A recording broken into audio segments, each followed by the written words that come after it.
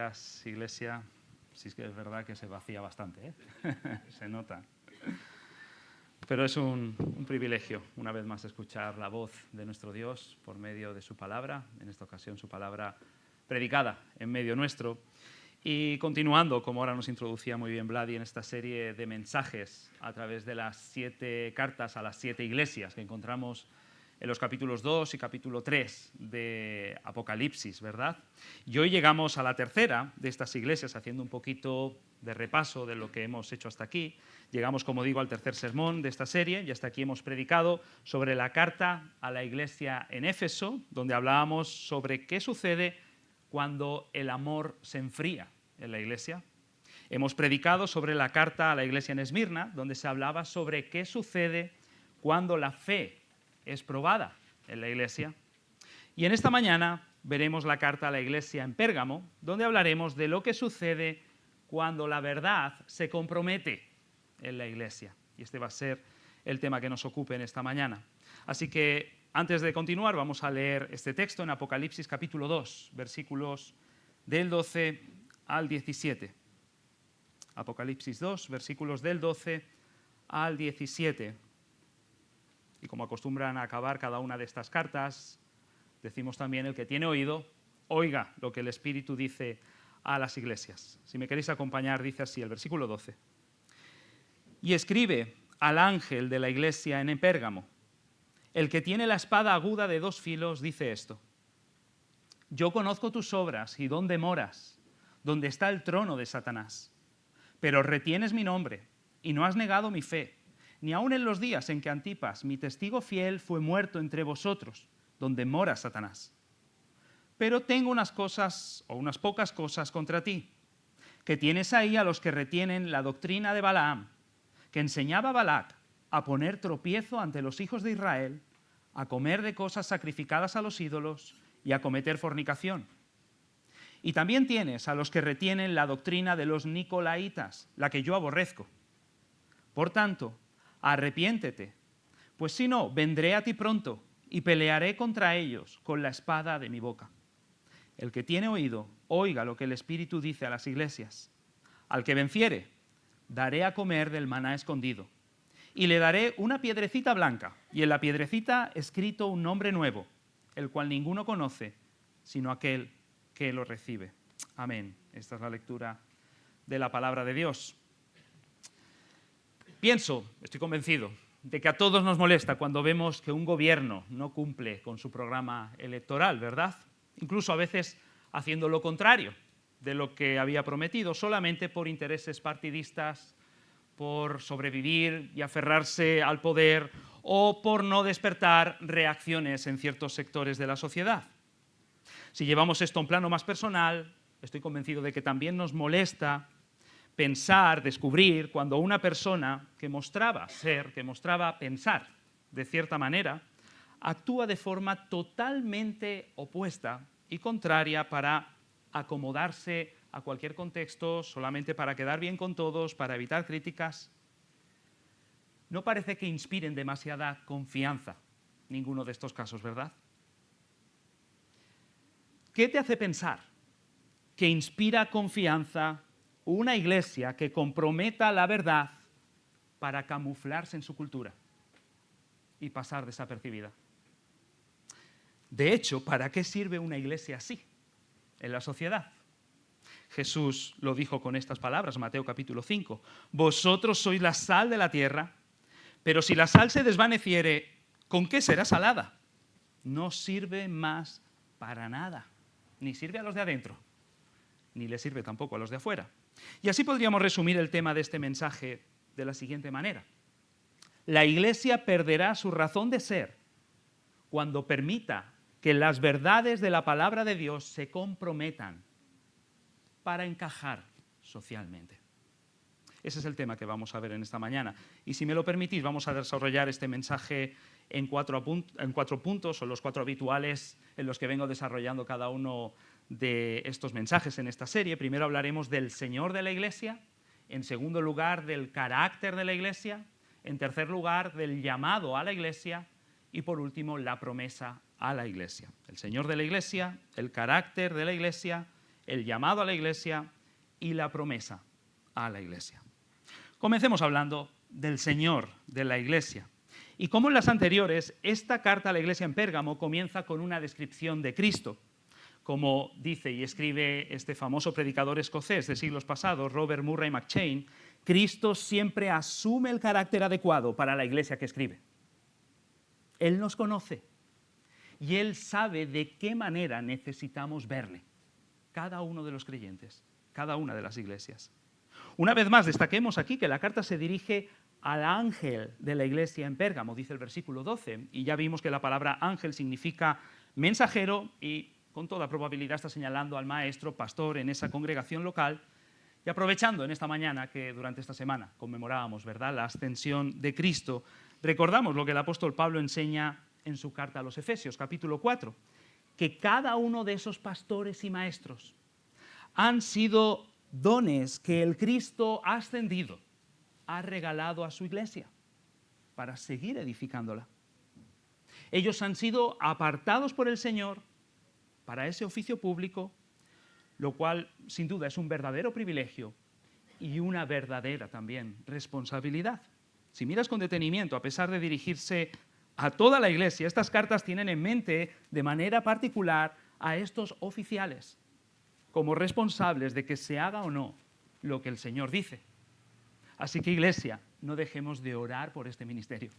Que el Señor cuide y proteja y ayude a este ministerio, provea a este ministerio, porque eso va a ser bueno para toda la congregación. Amén. Ahora, la descripción que se hace aquí de Cristo es la siguiente, versículo 12. El que tiene la espada aguda de 2 filos. Suena amenazante. Pérgamo era una ciudad muy favorable a Roma y a su emperador. Tanto es así que el gobernador romano, el procónsul, como se le conocía, de toda esa región de Asia Menor, lo que hoy sería Turquía, tenía en esa ciudad su residencia oficial. Eso hizo de la ciudad un centro de operaciones para Roma, un centro administrativo desde donde la espada del imperio ejercía su autoridad. Sin embargo, Jesús se presenta a esta iglesia como el que tiene verdaderamente la espada de la autoridad. Y como en las anteriores cartas, esta descripción de Cristo utiliza imágenes de la visión que Juan tuvo y describe en el capítulo 1 de este libro. Y allí leemos en el versículo 16 que Jesús se presenta, y lo hemos leído en esta mañana, como el de que su boca sale una espada aguda de 2 filos. Ahora, el hecho de que esa espada nos diga aquí que sale de su boca, y también por otras referencias que encontramos en la Biblia, entendemos que esta espada aguda de 2 filos es la palabra del Señor. La palabra de Cristo es la palabra de Dios, tiene la misma autoridad. Él gobierna por medio de ella. La palabra de Cristo hizo el mundo. La palabra de Cristo restaura el mundo por el Evangelio. Y la palabra de Cristo juzgará el mundo en el día final. De esta manera, la espada aguda de 2 filos es la espada de la palabra de Dios. Es la verdad de Dios en Cristo, tal y como se revela en las páginas de la Escritura cuando es proclamada. Sale de la boca de Cristo, Él la pone en labios de sus pastores y maestros para que la utilicen con precisión. Pablo escribe a su discípulo Timoteo: procura con diligencia presentarte a Dios aprobado, como obrero que no tiene de qué avergonzarse, que usa bien, con precisión, la palabra de verdad. Y por medio de eso Cristo la pone en las manos de su iglesia, para que ella la utilice abundantemente, enseñándola, practicándola. Dice el Salmo 149 sobre el pueblo del Señor: exalten a Dios con sus gargantas y espadas de 2 filos en sus manos. En mis notas tengo escrito al lado de este versículo: no cantemos lo que no estemos dispuestos a ejecutar. No mintamos cantando. Pablo escribe a la iglesia de los colosenses que la palabra de Cristo more en abundancia en vosotros. Así que toda la vida de la iglesia debe estar saturada de la palabra de Dios, tanto en contextos formales, como hoy aquí nuestro servicio dominical, como en contextos informales. No debería hacer falta pedir permiso para utilizar la palabra de Dios hablando con un hermano o una hermana, ya sea porque hemos quedado para estudiarla juntos o porque estamos en medio de una conversación y estamos animándonos, o nos estamos exhortando, o estamos haciendo consejería. Nuestros cultos deben estar saturados de la palabra de Dios. Me encanta cómo un pastor teólogo norteamericano, Ligon Duncan, resume lo que debemos hacer en un culto a la luz de la Biblia. Él lo resume en estos 5 elementos: leer la palabra, predicar la palabra, cantar la palabra, orar la palabra y, pensando en los sacramentos, ver la palabra. Así que si piensas que hay demasiada palabra de Dios en nuestros cultos, debes hacértelo mirar. Porque ella debe habitar abundantemente entre nosotros. Y el Señor de la Iglesia espera que sea así, para transformarnos, para gobernarnos y para protegernos del error por medio de su espada. Pero si hemos hablado del Señor de la Iglesia, veamos en segundo lugar el carácter de la Iglesia, versos del 13 al 15. Y cuando miramos el carácter de esta Iglesia, nos volvemos a encontrar con motivos de elogio y de reproche, como veíamos en la Iglesia de Éfeso. Cuidado con idealizar a la Iglesia primitiva. Cuidado con las voces que nos dicen volvamos a la Iglesia primitiva. La Iglesia primitiva era como las iglesias de hoy, llenas de motivos de elogio y llenas de motivos de reproche. Y en estas 7 tenemos un buen repertorio de ellas. Y comienza el Señor aquí dando un motivo de elogio. Verso 13, el Señor destaca este motivo.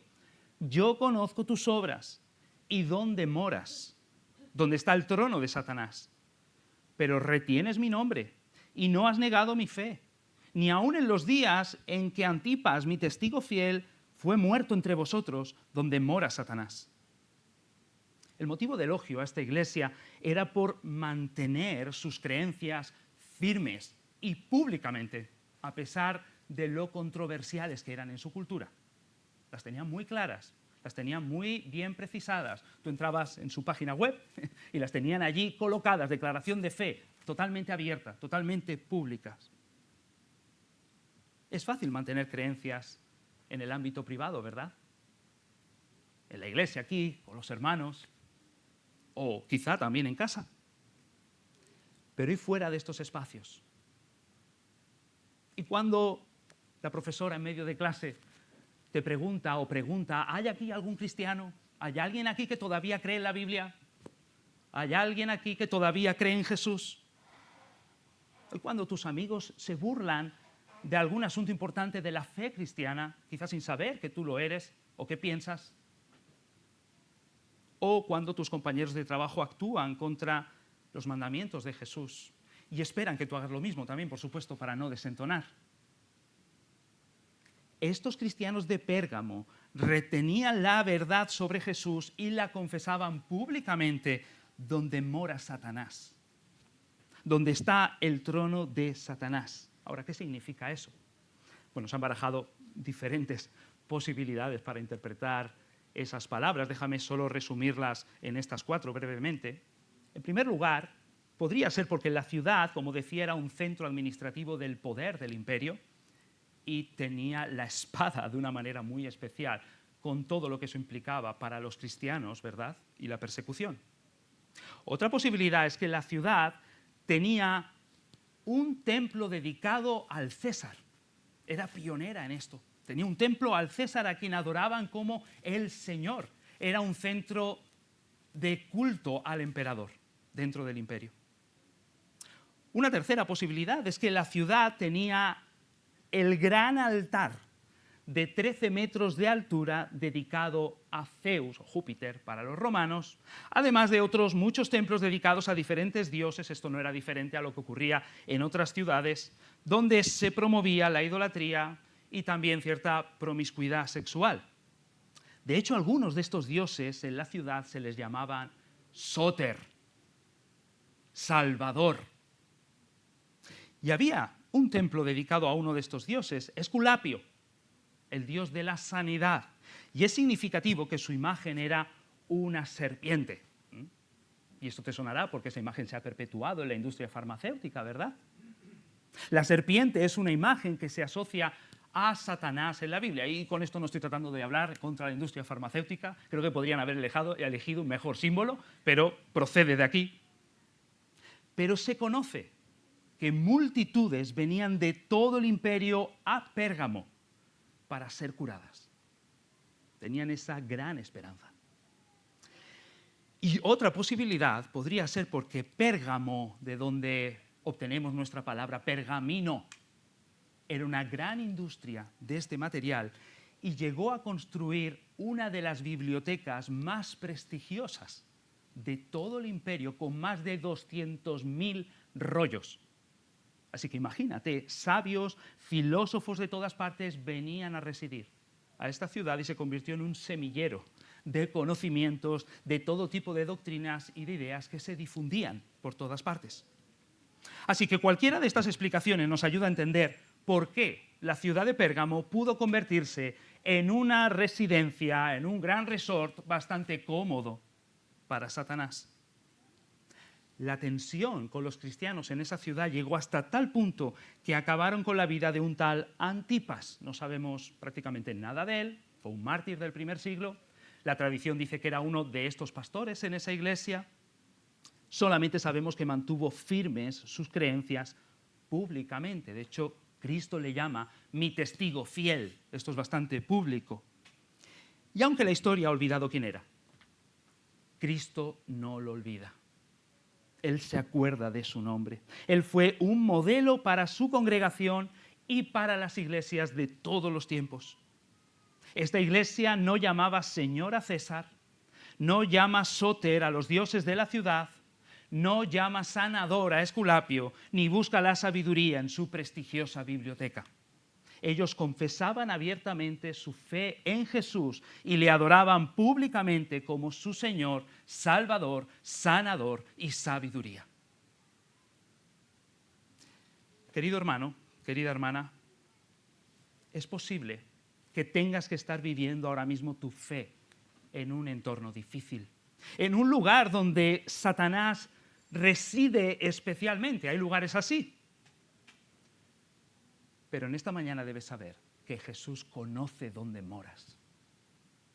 Él conoce dónde vives, cómo vives, lo que estás viviendo. Quizá es en tu casa, quizá es en el aula de tu instituto, quizá es en la oficina en tu trabajo. Y somos llamados a ser Antipas, que una posibilidad, o por lo menos así suena este nombre si fuese una abreviación de otro, por dos palabras en griego, anti y pas, contra todo. Hemos sido llamados a mantener nuestra fe contra todo. Pero el Señor no se olvida de tu nombre. Él te tiene inscrito en su lista de testigos fieles que alumbran a esta iglesia. Pero, siempre los peros en estas cartas son delicados, ¿verdad? Hay un pero, hay motivos de reproche. A pesar de todo esto, el Señor les dice, verso 14, tengo unas pocas cosas contra ti. Y estas cosas que se destacan podrían entrar bajo la misma categoría, son las mismas. Que tienes ahí a los que retienen la doctrina de Balaam y también tienes a los que retienen la doctrina de los Nicolaitas. Y cuando dice aquí tienes, entendemos que formaban parte de la misma congregación. ¿A qué se refiere con los de la doctrina de Balaam? Bueno, Balaam fue un profeta, un falso profeta, un mal profeta en el Antiguo Testamento. Esto lo puedes leer si quieres quizá esta tarde. Es una buena historia también, tiene muchas curiosidades para leer con niños. Números, capítulos del 22 al 25.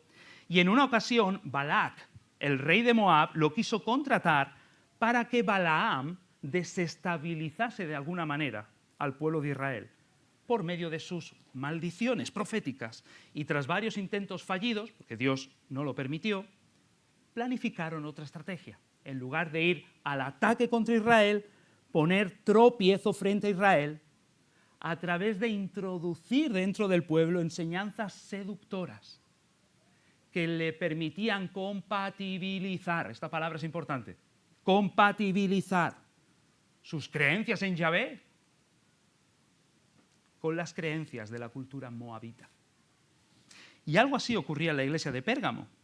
Había personas dentro de la congregación, supuestamente cristianas, que, seducidas por formas de pensar más abiertas, vamos a decirlo así, eran un tropiezo para las demás. Estos enseñaban, por ejemplo, podemos seguir con nuestras creencias cristianas sin parecer tan distintos. ¿No deberíamos parecernos a ellos para llegar a ellos? Y ahí sacan un montón de textos bíblicos, ¿verdad?, fuera de contexto. Por cierto, no estoy hablando contra contextualizar, sino contra comprometer la verdad. Además, ¿no evitaríamos muchos problemas innecesarios en nuestro entorno? Esto era bastante seductor. Nuestro hermano Antipas, todos queríamos Antipas. Era un buen creyente, pero quizás se lo tomó demasiado en serio, ¿no? Pensaban. Seguramente por el texto animaban a involucrarse, sí, en la vida social, que si quizá hoy pues, se lleva a cabo en centros comerciales, por entonces era en templos. Allí se reunía la gente para encontrarse, para pasear, para verse, no solamente para hacer celebraciones y rituales, y animaban a la iglesia a involucrarse en este tipo de fiestas que se celebraban en templos, como digo, lo cual sí, en el contexto también incluía sacrificio a ídolos, quizá un ambiente bastante promiscuo sexualmente. ¿De qué forma vendían esto a la iglesia? Bueno, quizá, esto era propio también del pensamiento de alguna filosofía griega, enseñaban que estas cosas corporales no necesariamente tienen por qué afectar el alma y por lo tanto no dañan en nada tu relación con Dios.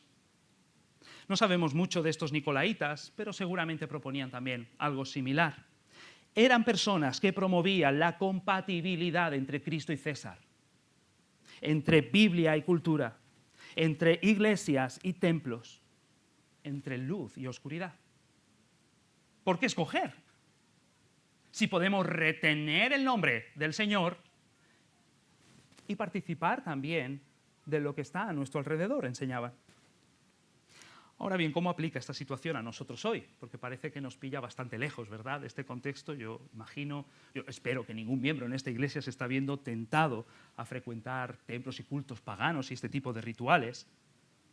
¿Pero hemos esquivado entonces el mensaje de esta carta? Me temo que no. Porque en el trasfondo está mantener entre nosotros ideas que comprometan la verdad de la palabra de Dios. Mantener entre nosotros cualquier intento de compatibilizar las verdades de la palabra de Dios con las creencias de nuestra cultura. Cualquier iniciativa de borrar el estigma de Cristo sobre nosotros, consiguiendo un cristianismo más líquido y más camuflado en la cultura. Y esto lo veríamos cuando en la iglesia comienzan a levantarse voces que, ya sea acomplejados, amedrentados o incluso seducidos también por la cultura, pretenden que reinterpretemos lo que creemos sobre verdades bíblicas, cristianas, históricas. Solo doy algunos ejemplos, como por ejemplo la autoridad de la Biblia y su fiabilidad, la divinidad de Cristo, la gravedad del pecado y la importancia de la ley moral, la realidad del infierno, la muerte expiatoria de Jesús, la historicidad de su resurrección, la necesidad de nacer de nuevo y la fe para ser salvo, el diseño divino de la familia y la sexualidad, la ética bíblica sobre la vida o la muerte, la relevancia de la iglesia, su comunión, sus cultos, su disciplina, la realidad del regreso de Cristo y el juicio final. No podemos integrarnos en el mundo si mantenemos estas verdades intactas, enseñaban. Y el reproche a esta iglesia era que, a diferencia de la iglesia en Éfeso, que nos decía ahí el texto que no permitía que esos grupos estuviesen dentro, Pérgamo quizás se ve una iglesia mucho más tolerante, mucho más compasiva y comprensiva, y tenía una disciplina más laxa con ellos, manteniéndolos en su membresía. Pero como un miembro del cuerpo, cuando está gangrenado, si no se amputa, acabará matando todo el cuerpo. Así sucede con estas personas si no son excomulgadas. Por ello, el reproche de Jesús es por ser una iglesia con una disciplina laxa frente a los que comprometen las verdades de Dios en la congregación. No basta solo con retener la verdad, hay que detener la mentira. Y eso nos lleva a nuestro tercer punto en esta mañana, el llamado a la iglesia, verso 16. Y el llamado de Jesús a esta iglesia es bastante directo. Por tanto, arrepiéntete, pues si no, vendré a ti pronto y pelearé contra ellos con la espada de mi boca. El llamado es al arrepentimiento, y en su contexto está claro, deben cambiar su disciplina laxa y actuar con esos miembros que comprometen la verdad y quieren o impulsan a que seamos una iglesia más diluida o más camuflada en la cultura. Y el llamado viene acompañado de una amenaza, que diría que tiene dos direcciones, a la iglesia y a estas personas engañadas / engañadoras. A la iglesia Jesús le dice, vendré a ti pronto. El Señor no está hablando aquí de su regreso al final de los tiempos, sino a una intervención repentina sobre esta iglesia. Las iglesias son las encargadas de proteger el nombre de Jesús en medio de su entorno. Y esto lo hacen por medio de su predicación, de su enseñanza y de su disciplina. Esas son las dos llaves, las dos cosas. Y esto no es solo por el honor del Señor, por la protección de la iglesia, sino también por el bien de la ciudad. Por eso el Señor va a intervenir entre nosotros antes de que arruinemos su nombre, antes de que arruinemos su testimonio, por ejemplo, convirtiéndonos en una iglesia que pierde su identidad por comprometer la verdad. Pero la amenaza se dirige también como una bifurcación a los engañadores. Y Jesús se dirige a estos diciendo, y pelearé contra ellos. Nota aquí, no pelea contra la iglesia Jesús, pelea contra ellos con la espada de mi boca. Y esta imagen se repite al final del libro de Apocalipsis, capítulo 19, cuando describe lo que parece ser el regreso de Cristo. Dice allí, en Apocalipsis 19, verso 21, que en ese momento Él acabará con todos sus adversarios, con todo engaño en la tierra, con la espada que sale de su boca. De nuevo, su palabra creadora, su palabra salvadora, será también su palabra juzgadora. La misma palabra, tenemos ejemplos de esto en la vida terrenal de Jesús, la misma palabra que dijo al leproso, quiero, sé limpio, y lo sanó. O a Lázaro, Lázaro, sal fuera, y resucitó. Es la misma palabra que dijo a los que preguntaron por él para arrestarle aquella noche, yo soy. Y todos cayeron a tierra. El comentarista de siglos atrás, Matthew Henry, dice, más tarde o más temprano, la palabra de Dios se apoderará de los pecadores, ya sea para su convicción, ahora, o para su confusión, un día. Y con esto podemos pensar no solo en un tiempo futuro, cuando el Señor regresará, sino también en el tiempo presente, en la iglesia. En tiempos, y esto lo podemos ver una y otra vez, tanto en la Biblia como en la historia de la iglesia, cuando la verdad de la palabra de Dios ha sido corrompida dentro de la iglesia, el Señor ha actuado con la espada de su boca. El Señor levanta en su iglesia ministros fieles como Antipas, como Agustín, como Atanasio, como Wycliffe, como Lutero, como Calvino y como tantos otros hasta el día de hoy. Y el Señor, por medio de esos ministerios, aviva, levanta, enciende a iglesias por todas partes que alzan la verdad en medio de los tiempos. Y por medio de eso, Él inspira a sus miembros para que afirmen la verdad, para que la crean, para que la confiesen, para que la vivan en sus vidas cotidianas, sellándolas con sus vidas, si fuese necesario. La anécdota cuenta que cuando se le preguntó a Martín Lutero cómo lo hizo para impulsar la causa de la Reforma en el siglo XVI, el reformador alemán respondió, te doy la versión breve, yo no hice nada, la palabra lo hizo todo. Esa es la realidad. Es la palabra de Dios que corta más agudamente que una espada de doble filo, eso dice Hebreos capítulo 4, ¿verdad? Aquella que creó el mundo, que salva a su pueblo, que reforma la iglesia, juzgará al mundo y jamás será quebrantada. Permanecerá para siempre. Así será mi palabra que sale de mi boca, dice el Señor. No volverá a mí vacía, sino que hará lo que yo quiero y será prosperada en aquello para lo que la envié.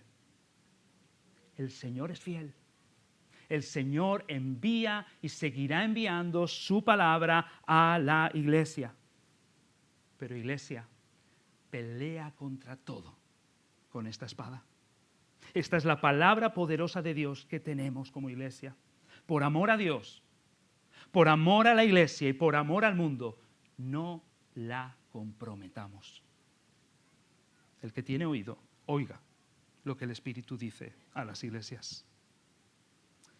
Y así llegamos al último aspecto que resaltamos, y es la promesa a la iglesia, verso 17. Y una vez más, aquí la condición es al que venciere. Es un llamado individual y personal dentro de una iglesia en general.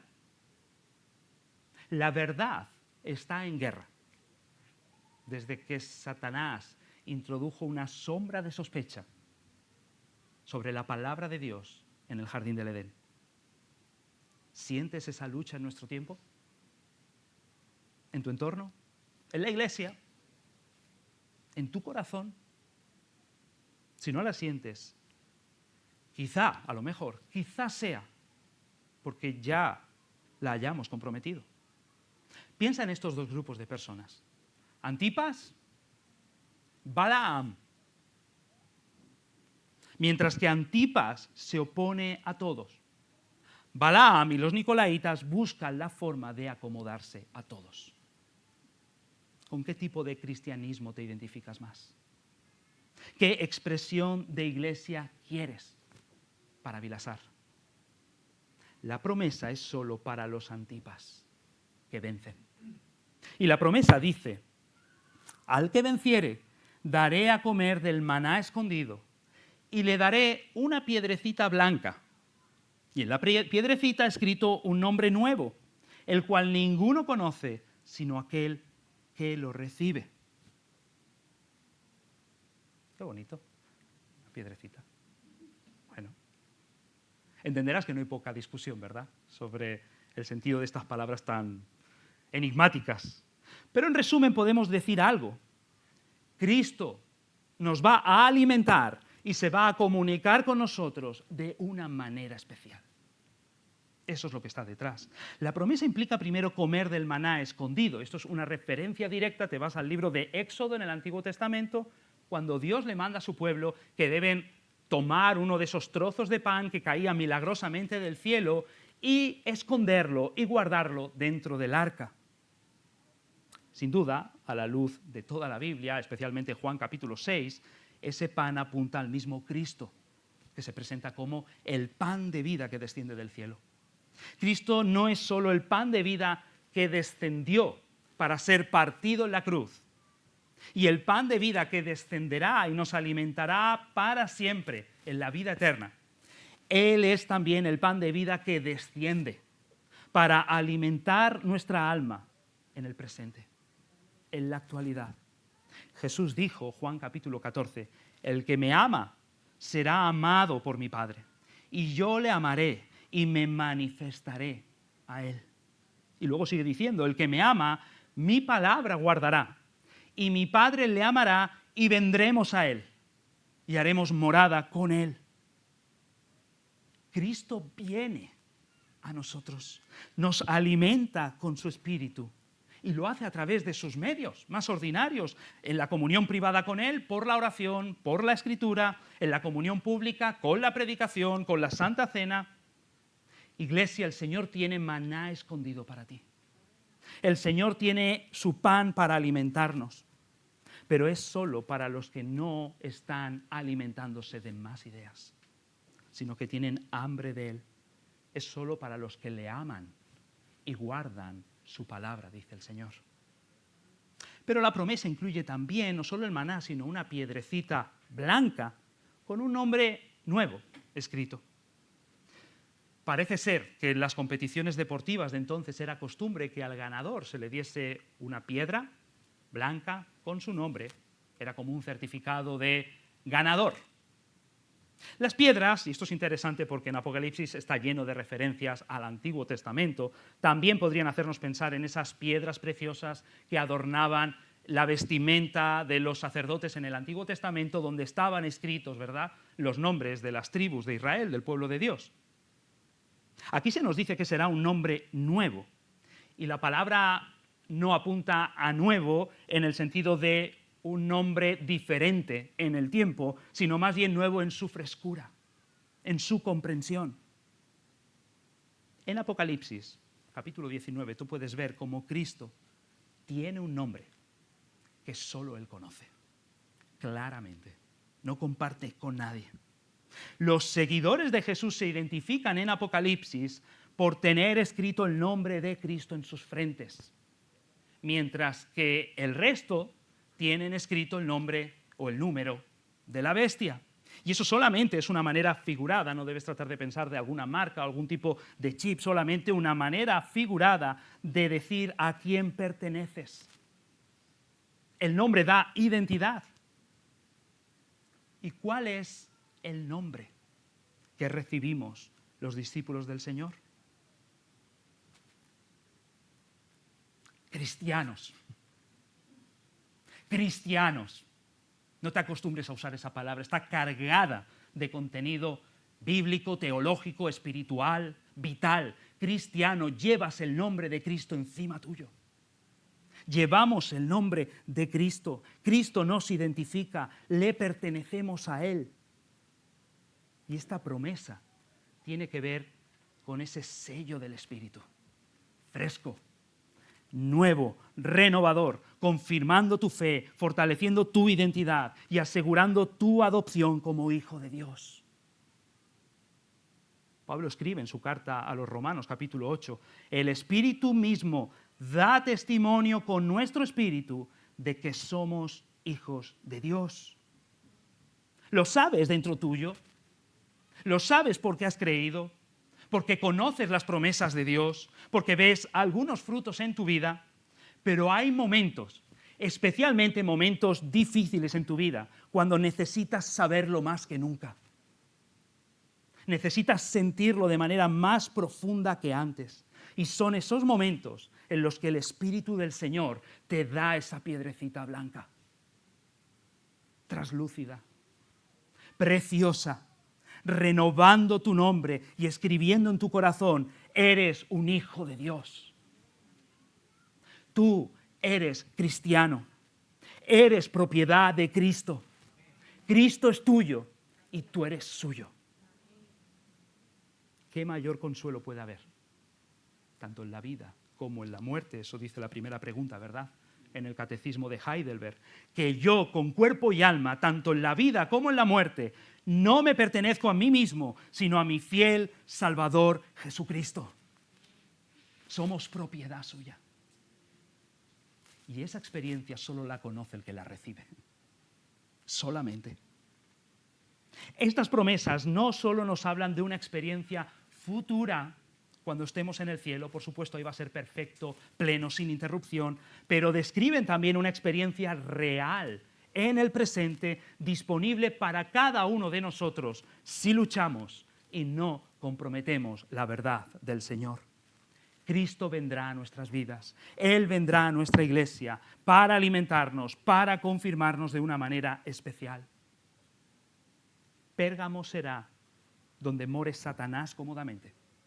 Pero nuestra iglesia y nuestro corazón será donde more Cristo claramente. Concluyendo, una iglesia que compromete la verdad de Dios no sirve de nada. Ni le honra a Dios, ni ayuda a nadie, en verdad, aunque lo piense. Sería como un faro que decidiese apagarse para no desentonar con la noche. Uy, entonces, ¿para qué sirve ese faro? Que funcionaría, ¿verdad? ¿Cómo ayudaría a los barcos a llegar a puerto, a no chocarse contra las rocas? ¿No sería una construcción inútil? Así es una iglesia que compromete su verdad y se camufla en medio de su cultura, un edificio, una institución, una comunidad que no sirve, que no ayuda. Y la propuesta en esta mañana no es el escapismo.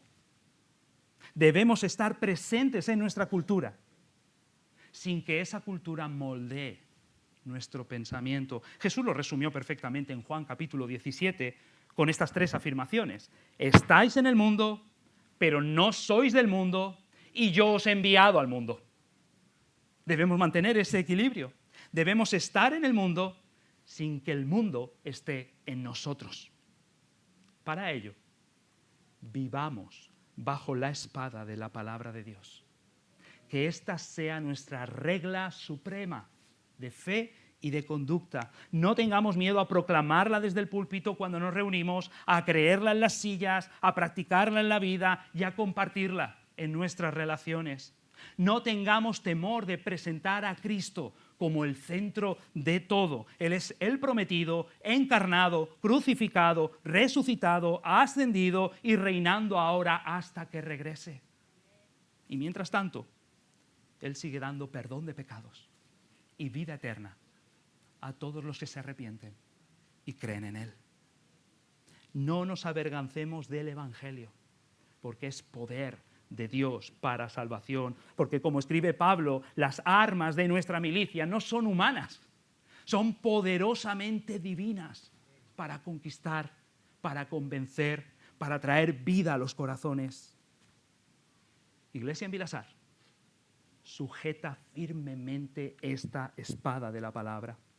Usa firmemente y hábilmente esta espada de la palabra y Cristo vendrá y se revelará más y más claramente a nosotros, ahora de manera especial y por toda la eternidad, de manera más plena. Amén. Pues oremos, iglesia, y llevemos esto a Dios. Padre, gracias damos por tu palabra. Sin duda ella es una espada que corta más que una de doble filo. Ella penetra hasta lo más profundo de nuestro corazón, distingue lo indistinguible, aquello de lo que ni nos damos cuenta, y nos transforma desde adentro hacia afuera. Que esa espada de tu palabra sea bien conocida, bien utilizada, bien aplicada, bien practicada, bien compartida por nosotros y por esta iglesia, para que jamás comprometamos la verdad de tu palabra y la verdad que es Cristo para acomodarnos a la cultura, que no pretendamos identificarnos hasta el punto de perder nuestra identidad, que no nos diluyamos, que no nos camuflemos, sino que seamos sal y luz en medio de esta ciudad de Vilasar. Úsanos como instrumentos en tus manos para redimir nuestra cultura por medio del Evangelio de tu Hijo Jesucristo. Oramos en su nombre. Amén y amén.